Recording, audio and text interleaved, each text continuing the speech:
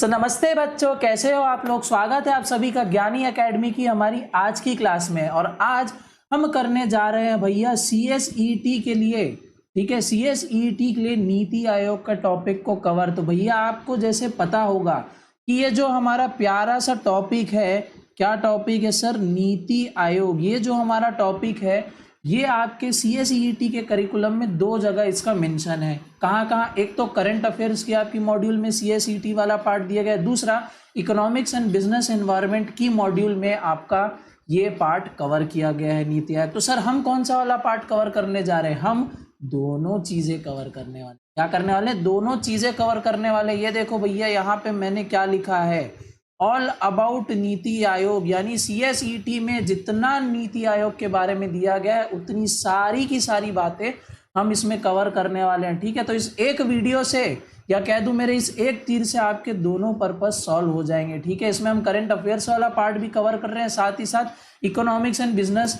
Environment वाला part भी हम कवर कर रहे हैं। तो चलो भैया बिना किसी देरी के स्टार्ट करते हैं नीति आयोग और समझते हैं और जानते हैं कि ये नीति आयोग आखिर है क्या, ठीक है। ठीक है। तो सबसे पहले अगर मैं बात करूं तो आते हैं हम इसके फुल फॉर्म पे। तो the national institution for transforming India also called NITI Aayog, यानी भैया नीति NITI, इसका फुल फॉर्म क्या है? तो इसका फुल फॉर्म है national institution for transforming India. ठीक है। नीति आयोग was formed via resolution of Union Cabinet on जनवरी 1 2015। भैया ये कैसे फॉर्म हुआ? एक रेजोल्यूशन से। किसके रेजोल्यूशन से? यूनियन कैबिनेट के रेजोल्यूशन से। कब? जनवरी 1 2015। इसमें आपके दो तीन भैया क्वेश्चन यहीं पे बन गए। सबसे पहले नीति आयोग का फुल फॉर्म क्या है, दूसरा ये कब बना। क्लियर बात है। अब जरा सा समझो, थोड़ी सी इसकी बैक हिस्ट्री में जाओ। आगे का तो हम टेक्स्ट पूरा पढ़ेंगे, सारी चीजें कवर करेंगे ही। अब जरा सा बस तुम ये बात सोचो कि नीति आयोग हमने बनाया क्यों, ठीक है। या और समझ लो, चलो एक लाइन और पढ़ लेते हैं, नीति आयोग है क्या। तो आगे पढ़ लो भैया, NITI Aayog is the premier policy think tank of the government of India, providing both directional and policy inputs. तो भैया नीति आयोग क्या है? हमारी गवर्नमेंट का थिंक टैंक है। थिंक टैंक मतलब क्या भैया? सारा जो भी पॉलिसी इनको बनानी है, क्या बनानी है, देश किस हिसाब से चलाना है, क्या पॉलिसी होनी चाहिए, क्या इनपुट होनी चाहिए, क्या सारी टेक्निकल चीजें हैं, क्या नॉन टेक्निकल चीजें, सारी चीज सोचना, विचार करना, थिंक करना, इनका काम है। किनका काम है? नीति आयोग का काम है। अब आपको लगेगा कि सर ऐसा ऐसा कुछ पहला कॉन्सेप्ट हमने सुन रखा है, पहले कुछ ऐसा 5 ईयर प्लान टाइप का कुछ चीज होता था, कुछ प्लानिंग कमीशन होता था। क्या वो अभी भी है? Answer is no. Planning Commission अभी नहीं है। क्यों नहीं है सर? अरे उसी की जगह पे तो आया है नीति आयोग। प्लानिंग कमीशन को ही रिप्लेस करके आया है नीति आयोग। तो सोचो कि ऐसी क्या जरूरत पड़ गई कि भैया हमको प्लानिंग कमीशन, जो हम 5 ईयर प्लान बनाते थे जब आप छोटे छोटे बच्चे थे, आपने पढ़ा होगा सोशल स्टडीज में 5 ईयर प्लान हम बनाते थे और उस अकॉर्डिंग हम वर्क करते थे। तो उस चीज को, उस पूरे प्लान को, उस पूरी प्लानिंग कमीशन को रिप्लेस करके अब हम एक नई चीज लेके आए, नीति आयोग। तो हमारी गवर्नमेंट ने ऐसा क्यों किया, ठीक है। सोचने वाली बात है कि प्लानिंग कमीशन को रिप्लेस करके नीति आयोग लाने की जरूरत क्या थी, ठीक है। सोच रहे हो, दिमाग चल रहा है। तो अब इसके रीजन सुनो, ठीक है। सबसे पहले भैया प्लानिंग कमेटी का या प्लानिंग कमीशन का आइडिया कैसे आया? तो आप सभी को पता है कि भैया जब हम ब्रिटिशर्स के राज से हम फ्री हुए, हमें इंडिपेंडेंस मिली, तब हमको देश चलाने के लिए कुछ ना कुछ चाहिए था। हम बहुत सारे जगह भटक रहे थे, सोच रहे थे अब कैसे देश चलाएं। फाइनली इतना स्ट्रगल करके हमको इंडिपेंडेंस तो मिल गई, अब इसको आगे कैसे बढ़ाएं। क्लियर है। तो हमने USSR का, या कह लो जो रशिया, ठीक है, मोटी मोटे तौर पर रशिया का, वहां पे एक कॉन्सेप्ट चलता था 5 ईयर प्लान का। क्लियर है। रशिया में कॉन्सेप्ट चलता था 5 ईयर प्लान का। अब हमने उसको एग्जैक्टली कॉपी पेस्ट कर लिया कि भैया हम आज प्लान करेंगे कि आने वाले 5 साल तक, क्या हम आज प्लान करेंगे कि हमको आने वाले 5 साल तक किन किन सेक्टर्स पर फोकस करना है या क्या क्या काम करना है, ठीक है। क्लियर है। ये था बेसिकली 5 ईयर प्लान। अब इसमें कमी क्या थी? इसमें कमी क्या थी? तो सबसे बड़ी मेजर इसमें कमी ये थी कि भैया कुछ ऐसे काम होते हैं, जरा लॉजिकली इस चीज को सोचो कि कुछ ऐसे काम होते हैं जो 5 साल से ज्यादा टाइम भी उन कामों को लगने में लग सकता है। ठीक है, अगर मैं सोचूं कि भैया मुझे पूरे इंडिया में, मान लो अभी रेलवे ट्रैक्स नहीं बिछे हैं, पूरे इंडिया में रेलवे है ही नहीं, और मुझे इंडिया में रेलवे लाना है, और मैं 5 ईयर का प्लान कर लूं कि अगले 5 ईयर्स में मैं पूरे इंडिया में रेल कनेक्टिविटी फैला दूं, सब जगह ट्रैक्स बिछा दूं, ट्रेन दौड़ाना चालू कर दूं, स्टेशन बना दूं, तो जरा सोचो क्या ये काम 5 साल में होना पॉसिबल है? Sir is no. सर ये तो सालों का काम है, पता नहीं कितना हमको आयरन लगेगा, कितनी हमको सर इंडस्ट्री पहले बिठानी पड़ेगी, जो रेलवे ट्रैक्स बनाए, कंपार्टमेंट बनाए, स्टेशन बनाए, पूरा इंफ्रास्ट्रक्चर खड़ा करना पड़ेगा। क्या ये काम 5 साल में हो सकता है? नहीं हो सकता, इसमें बहुत सारा टाइम लगेगा। पर प्लानिंग कमीशन क्या करता था, सिर्फ 5 साल की प्लान लेके चलता था कि भैया 5 साल में हमको रेलवे सेटअप कर देना है। ठीक है, अब भैया 5 साल में अगर तुम रेलवे सेटअप कर भी देते हो, एनी बाई चांस कर देते हो, तो सोचो वो काम कितना हड़बड़ी में हुआ होगा। हड़बड़ी में आपको भी पता है गड़बड़ी होने का, क्या हड़बड़ी में गड़बड़ी हो जाती है, तो बहुत सारे काम हो तो जाते थे पर उनका एंड रिजल्ट उतना ज़्यादा फ्रूटफुल नहीं मिलता था। साथ ही साथ कुछ ऐसे काम भी तो होते थे जो भैया 5 साल से कम टाइम में भी हो सकते हैं। ठीक है, कुछ ऐसे काम भी होते हैं जो 5 साल से कम में भी हो सकते हैं, वो 1-2 साल में कंप्लीट हो जाते हैं, उसको जबरदस्ती 5 साल तक स्ट्रेच करना पड़ता था। क्लियर है, उस काम को जबरदस्ती 5 साल तक स्ट्रेच करना पड़ता था, क्योंकि हमने 1-2 साल का तो प्लान बनाया नहीं था, हमने 5 साल का प्लान बनाया था। क्लियर है बात? तो ये एक बहुत बड़ी मेजर दिक्कत थी प्लानिंग कमीशन की, क्यों हम 5 साल तक का पूरा प्लान बनाते थे और पूरा 5 साल गुजरने के बाद हम फिर मॉनिटर करते थे कि भैया हाँ ये चीजें हुई हैं या ये चीजें नहीं हुई। हमको करंट में अगर आज हमसे पूछ ले कि भैया ये काम किस हिसाब से चल रहा है, इसमें कितनी प्रोग्रेस है, हम बता ही नहीं पाते थे। हम तो बोलते थे कि भैया हमारी प्लानिंग 5 साल की है, 5 साल हो जान दो, फिर हम इवेल्युएट करेंगे और बताएंगे कि हाँ ये चीजें हुई है या ये चीजें नहीं हुई है। समझ रहे हो आप? समझ रहे हो? मेजर 2 प्रॉब्लम ही होगी। तीसरा, प्लानिंग कमीशन को भैया एक बहुत ही अजीबोगरीब पावर दे दी, उनको रिकमेंडेशन की लगभग पावर दे दी कि भैया आप रिकमेंड करोगे कि हम कौन सी स्टेट को, कौन सी गवर्नमेंट को हम कितना मनी अलॉट करें। ठीक है, सोचो एक छोटा सा प्लानिंग कमीशन जिसमें कुछ बेहतरीन लोग हैं इंडिया के, one of the best brains है इंडिया के, बहुत ही दिमागदार व्यक्ति है, उनको इतनी सारी पावर्स दे दी गई। ठीक है, उनको इतनी सारी पावर्स दे दी गई और साथ में ये पावर भी दे दी कि भैया आप कितना, किस स्टेट को अलॉट करना ये भी आप रिकमेंड करोगे। अब होने क्या लग गया, जैसे मंदिर के बाहर श्रद्धालुओं की लाइन लग जाती है, वैसे ही प्लानिंग कमीशन के ऑफिस के बाहर स्टेट के सारे चीफ मिनिस्टर्स की लाइन लगने लग गई। वो किसी भी तरह इंप्रेस करने लग गए प्लानिंग कमीशन में बैठे एम्प्लॉयज को, ठीक है, उन महान व्यक्तियों को, कि भैया आप हमारे स्टेट को इतना फंड दे दो, हमको 1 लाख करोड़ रुपए चाहिए हमारे स्टेट के लिए, उतना प्लीज दे दो, प्लीज दे दो, मैं बहुत गरीब आदमी हूँ, एक काम करो 1000 करोड़ आप भी रख ले, बाकी का पैसा प्लीज मुझे सैंक्शन कर दो। तो इससे क्या होने लगा, धीरे धीरे करप्शन भी बढ़ने लगा। क्लियर है भैया, 1000 करोड़ रुपए कोई कम बात तो होती नहीं है, तो उन लोगों ने भी सैंक्शन करना चालू कर दिया भैया, करप्शन भी धीरे धीरे बढ़ने लगा, उनको इमेंस पावर मिलने लग गई। ठीक है, तो ये सब कुछ ना कुछ गड़बड़ियां थी। साथ ही साथ जरा एक चीज और सोचो कि दिल्ली में प्लानिंग कमीशन के कुछ लोग बैठे मस्त कमरे में, एकदम वेल फर्निश्ड रूम है, एसी वेसी लगा हुआ है, बाहर क्या हो रहा है उनको किसी चीज से मतलब नहीं है। क्या वो इतनी बड़ी कंट्री के हर पार्ट की एडिक्वेट नॉलेज रख पाएंगे, किस पर्टिकुलर पार्ट में क्या चीजें की जरूरत है, इसमें क्या रिसोर्स चाहिए, क्या कहाँ क्या फैसिलिटी चाहिए, कहाँ वाटर चाहिए, कहाँ इलेक्ट्रिसिटी चाहिए, क्या उस एसी रूम में बैठे, वेल फर्निश्ड रूम में बैठे, मस्त से लग्जरी सोफा चेयर में बैठे लोग क्या ये चीज जान पाएंगे? नहीं, बिल्कुल नहीं पता कर पाएंगे कि देश के कोने कोने में लोगों को क्या तकलीफें हैं। तो भैया इतनी सारी प्रॉब्लम चल रही थी प्लानिंग कमीशन के साथ, बस इसी रूट कॉज को पकड़ा हमारी जो नई गवर्नमेंट आई, एनडीए गवर्नमेंट ने, और उन्होंने प्लानिंग कमीशन को रद्द किया और उसकी जगह एस्टैब्लिश किया नया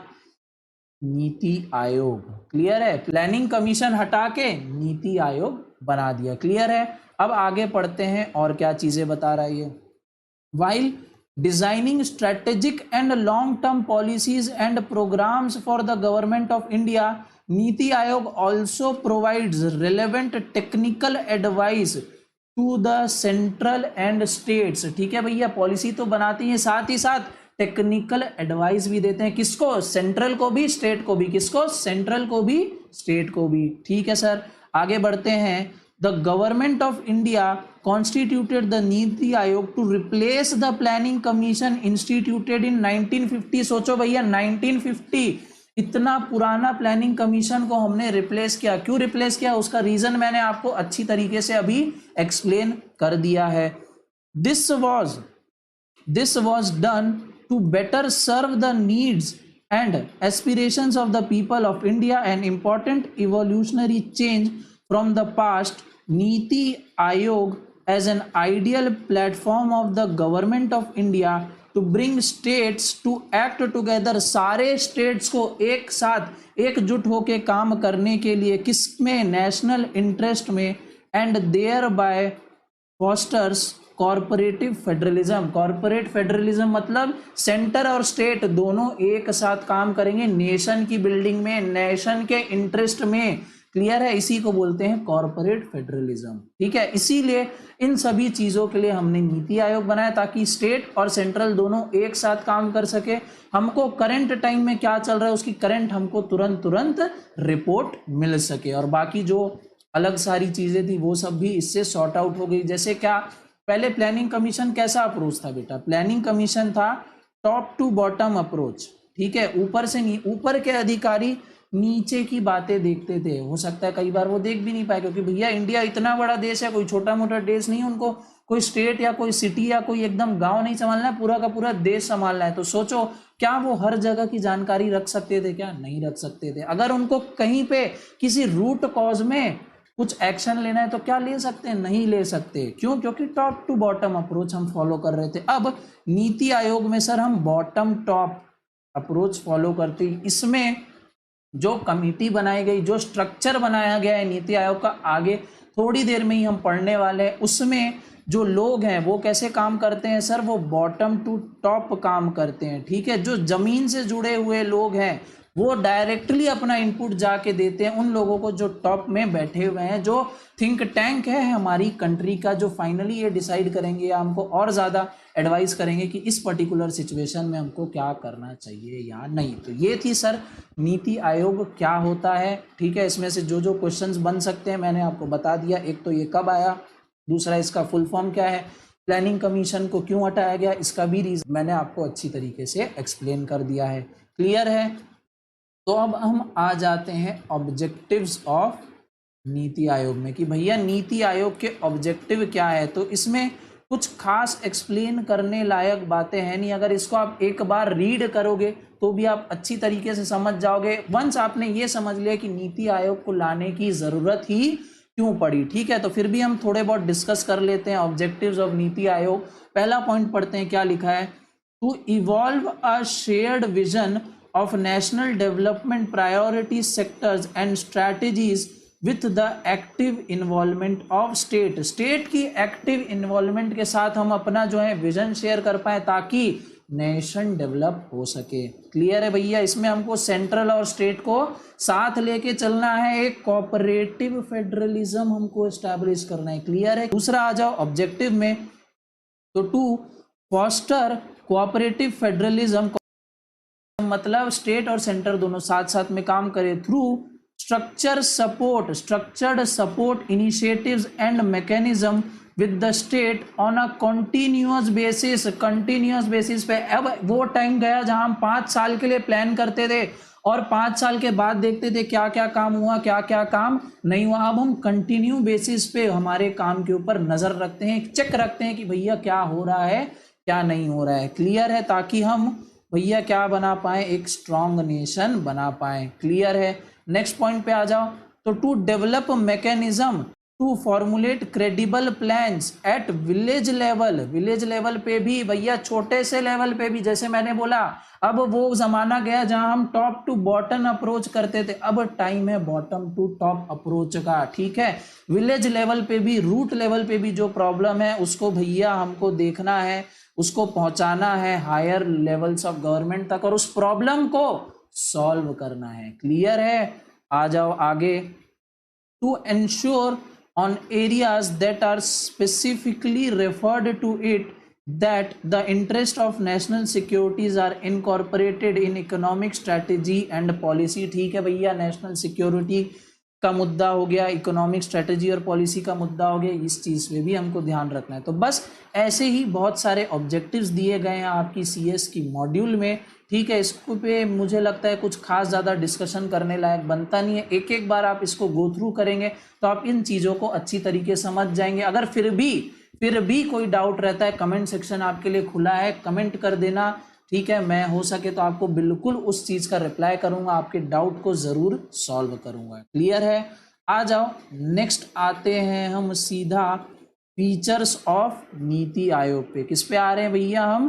फीचर्स ऑफ नीति आयोग पे, और देखते हैं कि नीति आयोग के फीचर्स क्या क्या हैं। तो भैया NITI Aayog is developing itself as a state of art resource centre. NITI Aayog अपने आप को कैसे डेवलप कर रहा है? State of art resource centre with necessary resources, knowledge and skills that will enable it to act with speed, promote research and innovation, provide strategic policy vision for the government. किसके लिए? Government के लिए। तो हम इतनी सारी चीजें कर रहे हैं। And deal with contingent issues. NITI Aayog's entire range of activities can be divided into 4 main heads. Simple इसमें इतनी बात किया कि भैया नीति आयोग खुद को भी ऐसे डेवलप कर रहा है, किसके साथ? सारे रिसोर्सेज के साथ, नॉलेज के साथ, स्किल्स के साथ, जिससे वो अपनी काम में भैया तेजी ला पाए, गवर्नमेंट की हेल्प कर सके, जिन पर्पस के लिए इसको बनाया गया था वो पर्पस सॉल्व हो पाए। तो अगर मोटा मोटी अगर हम बात करें तो नीति आयोग की रेंज क्या क्या है, तो इन 4 मेन हेड्स में भैया हम नीति आयोग की एंटायर रेंज को कवर कर सकते हैं। पहला है मॉनिटरिंग एंड इवैल्यूएशन, दूसरा है भैया कोऑपरेटिव फेडरलिज्म, तीसरा designing policy and program framework, चौथा है think tank and knowledge and innovation hub. भैया नॉलेज एंड इनोवेशन हब हमको बनाना है, देश का ये थिंक टैंक है, ठीक है।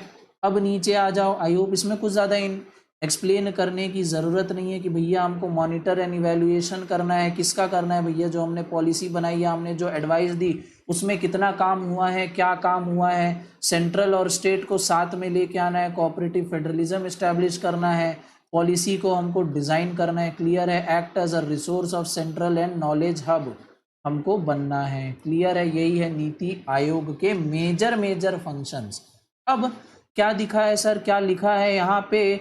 The different verticals of NITI Aayog provide the necessary coordination and support framework for NITI to carried out its mandate. The list of verticals are as below. अब नीति आयोग के कुछ वर्टिकल्स के बारे में दिया गया है। भैया ये वर्टिकल्स क्या है? तो ये पूरी लिस्ट आपके सामने यहाँ पे है। कुछ वर्टिकल्स हैं इनके, एग्रीकल्चर हो गया, हेल्थ सेक्टर हो गया, एनर्जी हो गया, इंडस्ट्री हो गया, इंफ्रास्ट्रक्चर हो गया, गवर्नेंस एंड रिसर्च हो गया, रूरल डेवलपमेंट हो गया, लैंड एंड वाटर रिसोर्सेज हो गया, साइंस एंड टेक्नोलॉजी हो गया, सोशल जस्टिस एम्पावरमेंट हो गया, नेचुरल रिसोर्सेज एंड एनवायरनमेंट हो गया। ऐसे बहुत सारी, इतने सारे वर्टिकल्स आपके सामने में दी गई है। एक बार रीड कर लोगे आपका काम हो जाएगा एकदम। बहुत ज़्यादा इसको रटने की ज़रूरत नहीं है। सब बेसिक चीज़ें लिखी हैं जो हम ऑलरेडी जानते हैं। भैया एग्रीकल्चर सेक्टर बहुत इंपॉर्टेंट रोल प्ले करता है, हेल्थ सेक्टर बहुत इंपॉर्टेंट रोल प्ले करता है। यहाँ पे हमको विशेष ध्यान देने की ज़रूरत है। बस यही है इनके नीति आयोग के कुछ डेफिनेट वर्टिकल्स। नीचे आ जाते हैं हम स्ट्रक्चर पे, ठीक है। नीति आयोग का सर स्ट्रक्चर क्या है, इनमें कौन लोग होते हैं नीति आयोग में, नीति आयोग किन लोगों से मिलके बनता है? तो भैया सबसे पहले नीति आयोग का जो हेड या चेयरपर्सन कौन होता है भैया? जो प्राइम मिनिस्टर हो हमारे कंट्री का। हमारे कंट्री का prime minister he by default chairperson होगा नीति आयोग का। भैया हमारे देश के प्राइम मिनिस्टर कौन है, ये आपको अच्छी तरीके से पता है, कमेंट सेक्शन में जरूर बताना, क्लियर है। दूसरा सर वाइस चेयरपर्सन कौन होगा नीति आयोग का? तो वाइस चेयरपर्सन होगा person appointed by the prime minister. Prime minister ही वो पर्सन को अपॉइंट करेंगे जो as a vice chairperson NITI Aayog को हेड करेंगे। करंट में कौन है ये आपको जानना बहुत ही ज़्यादा ज़रूरी है। इसके बारे में आपकी मॉड्यूल में भी दिया गया है कि करंट में कौन है, ठीक है। वो भी कमेंट ज़रूर कर देना, ठीक है। उन चीज़ों को मैं रिपीट करता कोई सेंस नहीं बनता। इससे अच्छा मैं आपको कुछ अलग बताऊं, कुछ डिफरेंट चीज़ बताऊं कि भैया एक्चुअल में चीज़ें क्या हैं। वाइस चेयरपर्सन को अपॉइंट कौन करता है? तो प्राइम मिनिस्टर अपॉइंट करता है। अभी वाइस चेयरपर्सन कौन है ये आपकी मॉड्यूल में लिखा है, टाइम टू टाइम हो सकता है ये चेंज हो जाए, तो आपको भैया करंट अफेयर्स पे बहुत अपनी नज़रें गड़ा के रखनी है, क्योंकि जो करंट में चलेगा वही आपके पेपर में आएगा। क्लियर है? फिर sir chief executive officer CEO, तो ये होते हैं sir person appointed by the prime minister for a fixed tenure. एक फिक्स्ड टेन्योर के लिए एक CEO भी अपॉइंट होगा नीति आयोग का। CEO सर क्या आप अच्छी तरीके से जानते हैं, चीफ एग्जीक्यूटिव ऑफिसर, जैसे कि कंपनी का CEO होता है, सेम वही काम वही सारी रिस्पॉन्सिबिलिटी नीति आयोग के CEO की भी होगी। फिर बात करते हैं भैया फुल टाइम मेंबर्स की, तो फुल टाइम मेंबर्स भी भैया अपॉइंट होंगे प्राइम मिनिस्टर के द्वारा। एक्स ऑफिशियो मेंबर्स की अगर हम बात करें तो मैक्सिमम, ये याद रख लेना भैया, मैक्सिमम कितने हो सकते हैं? 4 मेंबर्स। कहाँ से? From union council of minister to be nominated by prime minister. ये भी कौन नॉमिनेट करेगा? Prime minister of the country nominate करेगा कि एक्स ऑफिशियो मेंबर कौन होंगे। मैक्सिमम कितने हो सकते हैं? 4 हो सकते हैं। करंट में कौन कौन है एक आपको बता देता हूं, हमारे होम मिनिस्टर अमित शाह जी एक एक्स ऑफिशियो मेंबर है नीति आयोग के। बाकी 3 कौन है? कमेंट सेक्शन में आपको ही बताना है भैया, ये आपका वर्क है, क्लास वर्क है आपका। क्लियर है? फिर इसके अलावा कुछ स्पेशल इनवाइटीज भी होंगे। स्पेशल इनवाइटीज कौन हो सकते हैं सर? ये अपनी अपनी फील्ड के एक्सपर्ट्स हो सकते हैं, स्पेशलिस्ट हो सकते हैं अपने अपने डोमेन में, जिनके पास भैया बहुत नॉलेज है एकदम, ठीक है, एकदम अंतिम तक पूरी जड़ तक नॉलेज है अपने डोमेन का, अपने सब्जेक्ट का, वो स्पेशल इनवाइटीज होंगे जिनको सेम नॉमिनेट किया जाएगा प्राइम मिनिस्टर द्वारा। क्लियर है भैया? तो ये है कुछ स्ट्रक्चर हमारा नीति आयोग का, ठीक है। क्या स्ट्रक्चर है एक बार फिर से हम इसको रिपीट कर देते हैं। सबसे पहले नीति आयोग का हेड जो होंगे, चेयरपर्सन जो होंगे वो होंगे हमारे प्राइम मिनिस्टर, उनके नीचे आएंगे वाइस चेयरपर्सन, ठीक है, जो अपॉइंटेड होंगे प्राइम मिनिस्टर के द्वारा। फिर आ जाएंगे चीफ एग्जीक्यूटिव ऑफिसर, अगेन ये भी प्राइम मिनिस्टर द्वारा ही नॉमिनेट किया जाएगा फॉर अ फिक्स्ड टेन्योर। फिर कुछ आ जाएंगे फुल टाइम मेंबर्स, कुछ आ जाएंगे ex officio members. Ex officio members कितने हो सकते हैं? मैक्सिमम 4। किसमें से? यूनियन काउंसिल ऑफ मिनिस्टर्स में से ही किन्हीं 4 मिनिस्टर को सिलेक्ट किया जाएगा हमारे प्राइम मिनिस्टर द्वारा, और वो बनेंगे एक्स ऑफिशियो मेंबर। साथ ही साथ स्पेशल इनवाइटीज भी होंगे, स्पेशल लोग भी आएंगे जो अपनी अपनी फील्ड में भैया जबरदस्त नॉलेज रखते होंगे, एक्सपर्ट्स होंगे, स्पेशलिस्ट होंगे, बिल्कुल, वो भी आके अपने इनपुट्स देंगे कि भैया ऐसा ऐसा हम कर सकते हैं मॉडर्न परिस्थितियों को देखते हुए। तो ये था हमारा स्ट्रक्चर नीति आयोग का, ठीक है। इसी के साथ ये टॉपिक भी खत्म होता है। आ जाते हैं हम नीचे और हमारे लास्ट टॉपिक पे, रिलेवेंस ऑफ नीति आयोग, ठीक है। नीति आयोग का रिलेवेंस क्या है? सबसे पहले भैया पॉइंट नंबर 1, कॉम्पिटिटिव फेडरलिज्म। अभी तक हम पढ़ रहे थे कोऑपरेटिव फेडरलिज्म, ये रहा पॉइंट नंबर 2। इसका मतलब आप जानते हैं सेंट्रल और स्टेट को साथ में लाना। पर अब ये कॉम्पिटिटिव फेडरलिज्म क्या है? कॉम्पिटिटिव फेडरलिज्म मतलब भैया नीति आयोग जो है वो वेरियस रिपोर्ट्स भी पब्लिश करेगा, जैसे healthy state, progressive India etcetera. इससे क्या होगा भैया, ये सारी स्टेट्स को, यूनियन टेरिटरीज को भैया उनके परफॉर्मेंस के बेसिस पे रैंकिंग करेगा। अब भैया जहाँ रैंकिंग की बात आती है वहाँ कंपटीशन अपने आप आ जाता है। जैसे आप भी बच्चे लड़ रहे हैं कि भैया किसी तरह CACT पास हो जाए और हमारी रैंक आ जाए, AIR आ जाए, तो भैया जहाँ रैंकिंग का सवाल आ गया वहाँ कंपटीशन अपने आप आ गया। आप और मेहनत से पढ़ते जाएंगे ताकि आप पेपर तो पास कर ले, साथ ही साथ आपका AIR भी आ जाए। तो ये रैंकिंग का कॉन्सेप्ट लाके स्टेट्स के बीच कंपटीशन का माहौल क्रिएट कर दिया गया नीति आयोग के द्वारा, ठीक है, कि भैया हम रैंक करेंगे कौन सी स्टेट अच्छा परफॉर्म कर रही है, कौन सी स्टेट खराब परफॉर्म कर रही है। अब कोई भी स्टेट ये नहीं चाहेगा, या किसी भी स्टेट का चीफ मिनिस्टर ये नहीं चाहेगा कि उसकी स्टेट का नाम लास्ट में आए। वो पूरी कोशिश करेगा कि उसकी स्टेट का नाम टॉप पे आए, और इसके लिए भैया वो वर्क करेगा। एक वर्क करेगा तो दूसरा भी करेगा, दूसरा करेगा तो तीसरा भी करेगा। इस तरीके से कंपटीशन का माहौल क्रिएट हो जाएगा और उसी को बोला जाएगा कॉम्पिटिटिव फेडरलिज्म, ताकि भैया सब स्टेट्स अपना 100% दे सके। और जब सब स्टेट्स अपना 100% देंगे तो नेशन अपने आप बिल्ड होना चालू हो जाएगा। ये था हमारा कॉम्पिटिटिव फेडरलिज्म, ठीक है। कोऑपरेटिव फेडरलिज्म ऑलरेडी हमने डिस्कस कर चुका है। तीसरा पॉइंट आ जाते हैं भैया हम ग्रेटर अकाउंटेबिलिटी पे। तो NITI Aayog has established a development monitoring and evaluation office which collects data on the performance of various ministries on real time basis। Starting में ही मैंने बोला था भैया करंट में क्या चल रहा है, रियल टाइम में क्या चल रहा है, इसका डेटा अब हम लगा सकते हैं पता। ठीक है, इसका डेटा हम लगा सकते हैं पता कि भैया रियल टाइम में क्या चल रहा है। अब गए वो टाइम जहां हम 5 साल के बाद इवेल्युएट करते थे, अब वो टाइम है जहां अभी क्या चल रहा है उसका हमको नॉलेज तुरंत मिल जाता है। ठीक है, office which collects data on performance of various ministry on real time basis, the data are then used at the highest policy making levels to establish accountability जिम्मेदारी establish करना भैया कि अगर आप अच्छा काम कर रहे हो तो इसके लिए रिस्पॉन्सिबल कौन है, बेकार काम कर रहे हो, खराब काम कर रहे हो, बिलो एवरेज काम कर रहे हो तो इसके लिए रिस्पॉन्सिबल कौन है। And improve performance. अर्लियर क्या होता था sir, India had 12 5-year plans, but they were mostly evaluated long after the plan period had ended. Hence, there was no real accountability। पहले क्या होता था 5-year plans में, हम 5 year की पहले पूरी प्लानिंग करते थे, वो 5 years बीत जाते थे, उसके बाद हम इवेल्युएशन स्टार्ट करते थे। क्लियर है?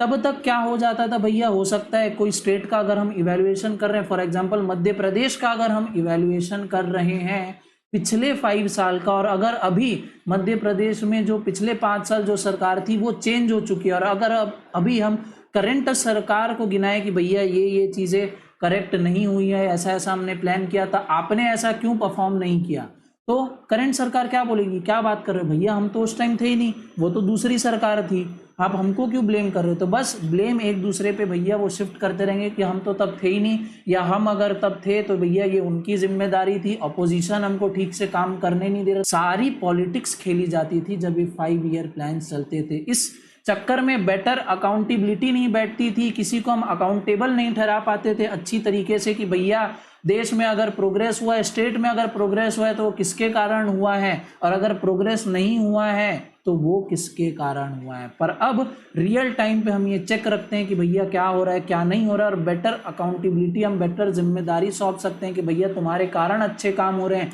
या तुम्हारे कारण अच्छे कामों में देरी हो रही है। क्लियर है? फिर आ जाओ भैया 4th point, that is think tank for innovative ideas. पूरा थिंक टैंक है, सोचने का भैया टैंक है, ये इन्हीं का ही काम है। Best brains of the country को भैया नीति आयोग में बिठाया जाता है ताकि वो सोच सकें, सारी पॉलिसीज फ्रेम सकें, पूरा उनका इन एंड आउट एक एक चीज देख सकते हैं, पूरा उसको एनालाइज कर सके कि भैया ये करने से क्या होगा, क्या इसके कॉन्सिक्वेंसेस होंगे, क्या इसका फायदा निकल के हमारे सामने आएगा। तो इसीलिए इनको थिंक टैंक बोला जाता है। NITI Aayog is visualised as a funnel through which new and innovative ideas come from all possible sources। Industry हो गया, एकेडमिया हो गया, सिविल सोसाइटी और फॉरेन स्पेशलिस्ट हो गया, and flow into the government system for implementation. इनका काम है सोचना, ये सोच के पॉलिसी फ्रेम करके गवर्नमेंट को बताते हैं कि भैया हमने ऐसा ऐसा सोचा है, ये पॉलिसी बनाई है, इसको इम्प्लीमेंट करोगे तुम्हारा फायदा होगा। ये जाके ये ड्राफ्ट अपना गवर्नमेंट के हाथ में दे देते हैं और गवर्नमेंट का काम होता है सिंपली उसको इम्प्लीमेंट करना। क्लियर है? अब आते हैं हम हमारे 5th पॉइंट पे, that is convergence for resolution.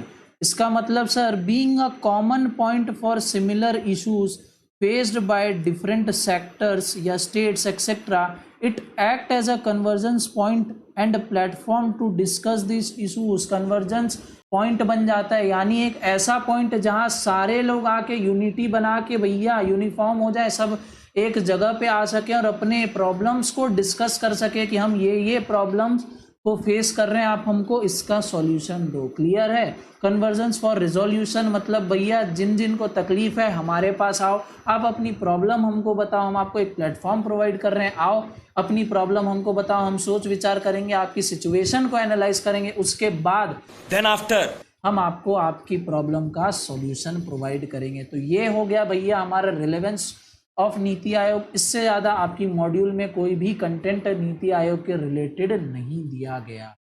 Clear है बात? तो इसी के साथ भैया हम इस टॉपिक को यहीं पे करते हैं खत्म, और मैं आपसे मिलूंगा भैया नेक्स्ट वीडियो में कुछ और नए बहुत सारे इंटरेस्टिंग टॉपिक्स के साथ। लाइक और शेयर ठोक दीजिए, महाकाल का दबा के लाइक और शेयर ठोक दीजिए, 5000 लौटे दिख जाना चाहिए। ये 4000 के लिए मैं यहाँ पे नहीं खड़ा हूँ। पूरा साल मेहनत करता हूं आपके लिए बेटा। ऐसा नहीं चलेगा, ऐसा नहीं चलेगा। लाइक ठोकी दबा के।